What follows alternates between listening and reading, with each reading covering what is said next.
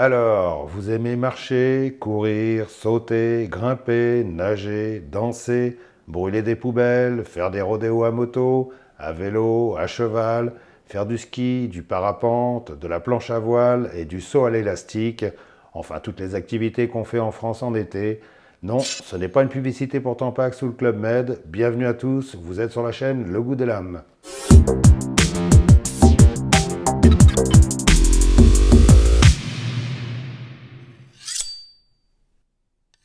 Aujourd'hui, je vous présente le couteau parfait pour toutes vos activités d'été, ou presque. C'est le DPX Hit Hiker. Comme d'habitude, je commence par ses spécifications.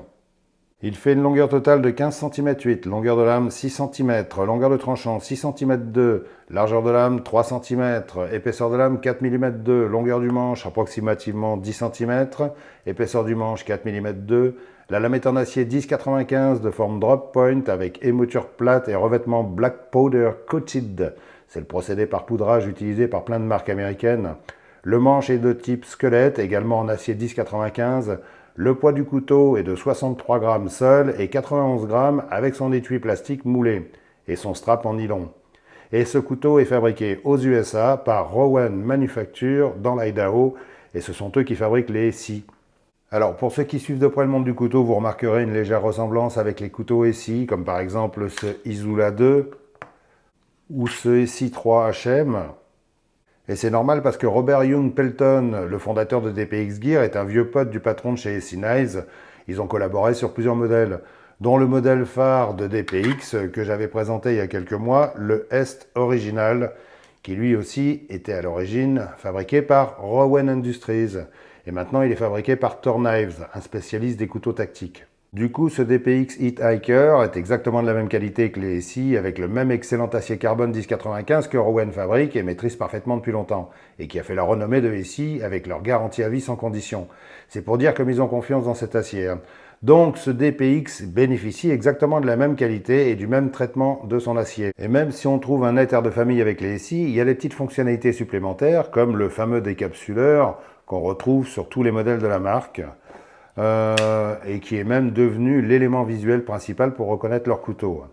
Et celui-ci a en plus un mousqueton sur le manche, ce qui en fait un outil parfait pour ceux qui ont besoin d'un couteau solide à garder à portée de main tout en restant léger, comme les randonneurs, les alpinistes, les cyclistes et les aventuriers des après-midi à croix-branche en famille. On ne sait jamais. L'intérêt de ce modèle, hormis la qualité de son acier 1095, qui est un de mes préférés, tout le monde le sait, parce qu'il encaisse tout et il s'affûte facilement sur le terrain, ce qui est une chose indispensable quand on est en galère, loin de son système d'affûtage à 500 boules à la maison. Avec celui-là, vous n'aurez pas besoin de plus qu'un petit affûteur de poche comme ce Workshop Micro là, que je vous recommande et que j'ai souvent l'occasion de montrer sur la chaîne, parce qu'il est vraiment excellent et ne coûte pas grand-chose.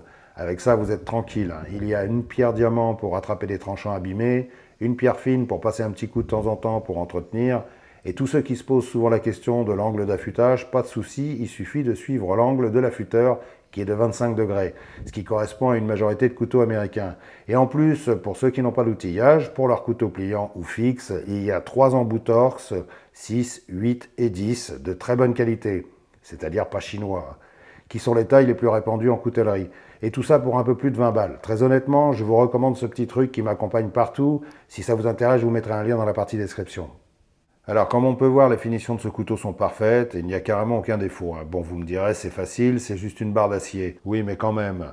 Le revêtement noir tient très bien, c'est un des meilleurs du genre sur ce type d'acier. Alors, le but n'est pas d'être discret comme avec les couteaux tactiques, c'est surtout de protéger l'acier de la corrosion, parce que qui dit acier carbone dit non inoxydable, il faut le savoir. Une lame en acier carbone 1095 peut couper tout ce que vous voulez, mais il faut penser à l'essuyer et surtout ne pas la laisser dans l'humidité trop longtemps. Bien que personnellement j'ai utilisé cet acier un peu partout sur la planète et dans des pays extrêmement humides comme la Guyane ou l'Afrique équatoriale, je n'ai jamais eu de problème avec cet acier. C'est juste un réflexe à prendre, il faut essuyer sa lame avant de la rentrer. C'est un peu comme s'essuyer les pieds avant d'entrer. Sinon, ce DPX Hit Hiker existe aussi en version S30V, un acier haut de gamme inox. Mais bon, pour ce genre d'usage rando ou backup, je trouve que le 1095 fait largement le job. Sur le manche, il y a des trous à l'arrière et à l'avant pour permettre de vous fabriquer une dragonne pour assurer la prise en main, ou une lance pour éventuellement vous défendre contre des bêtes sauvages comme on peut parfois rencontrer dans la nature ou dans les centres-villes pendant les émeutes par exemple, Ou bien si vous êtes en perdition au milieu du G20 sans rien à bouffer pour chasser le Nustral. Vous savez ce cochon corse qui se balade en liberté partout. C'est un couteau qui offre plein de possibilités. La prise en main est très correcte pour un couteau squelette. Le manche est bien dessiné au départ. On se dit que le mousqueton va faire chier, mais pas du tout en fait. Une fois qu'on a le manche bien verrouillé dans la main, ça bouge pas du tout. On peut s'attaquer à des travaux assez durs sans se niquer les doigts en 5 minutes. Sur le dessus, il y a du jimping, bien foutu, bien placé, bien profond, mais pas agressif du tout. L'encoche sur le dessus est censé être un décapsuleur, mais en réalité, ça peut servir à pas mal d'autres choses, comme par exemple aller récupérer votre gamelle dans le feu sans se cramer les doigts, ou débloquer des trucs, ou vous aider à ouvrir un couvercle récalcitrant. Ce sont des exemples qui me viennent à l'esprit, mais bon, je dois en oublier. Si vous avez des idées, faites-en part dans les commentaires. Sur une face, il y a le logo DPX Gear, le nom et le numéro de série du modèle, et le type d'acier. Et sur l'autre face, on a la signature de Robert Young Pelton, qu'on trouve sur tous leurs couteaux, RYP, la tronche de Robert Young Pelton, toujours aussi sympathique, la marque déposée DPX Gear, et sur le manche, le nom du fabricant, Rowan USA. Ça fait beaucoup de choses sur un si petit couteau, mais bon, c'est pas gênant non plus. Le mousqueton est un système tout simple qui a fait ses preuves depuis très longtemps. Il est solide et il risque pas de se détendre ou de casser avec le temps. Il est assez dur, ce qui est très bien et ce qui va permettre de bien sécuriser votre couteau sur votre sac ou votre harnais. Parce qu'il est évident que quand on est accroché à une paroi à 60 mètres, c'est un peu con de s'accrocher quelque part et de perdre son couteau, parce qu'on ne peut pas retourner le chercher. Donc c'est bien d'avoir une assurance supplémentaire. Sinon, on peut aussi s'en servir pour accrocher ses clés, mais bon, c'est pas trop recommandé non plus. L'étui fourni est en plastique moulé de bonne qualité. C'est rigoureusement la même qualité que ici fourni avec certains de ces couteaux, comme le 6, le 4, si mes souvenirs sont bons, et le Izula. Et en toute honnêteté, je trouve que ces étuis sont plutôt bons. J'ai le Izula 2 depuis plusieurs années, et je l'ai beaucoup utilisé au cours de mes sorties dans l'espace, dans la nature, et l'étui n'a pas bougé. La rétention est toujours aussi parfaite, et il n'y a aucun jeu. Je trouve la qualité de ce plastique carrément étonnante. Même si au toucher, on n'a pas vraiment l'impression qu'il est très dur, c'est quand même de la belle ouvrage, comme disait mon père. À l'extrémité de l'étui, il y a un strap en nylon très solide qu'on peut enlever si on n'en a pas besoin. Il est fixé par du velcro et il y a un D-ring pour y accrocher des trucs ou pour accrocher son couteau sur une bretelle de sac à dos ou en tour de cou si on a besoin de l'avoir facilement à portée de main. C'est pratique, c'est bien vu, ça offre pas mal de possibilités d'emport. C'est d'ailleurs pour ça que je voulais vous montrer ce couteau au moment des vacances, parce que je trouve que c'est un excellent couteau pour toutes les activités extérieures, un peu extrêmes, et les activités sportives en nature. Parce qu'il ne faut pas oublier qu'un couteau est aussi indispensable qu'une lampe et qu'un bout de paracorde quand on est dans la nature. Donc j'ai trouvé que c'était une bonne idée, d'autant qu'il est super léger et super plat et qu'il ne prendra aucune place et se fera oublier au fond d'un sac, même en backup, c'est-à-dire un couteau de secours. En plus, malgré sa petite lame courte et son tranchant court, on peut quand même faire pas mal de choses avec.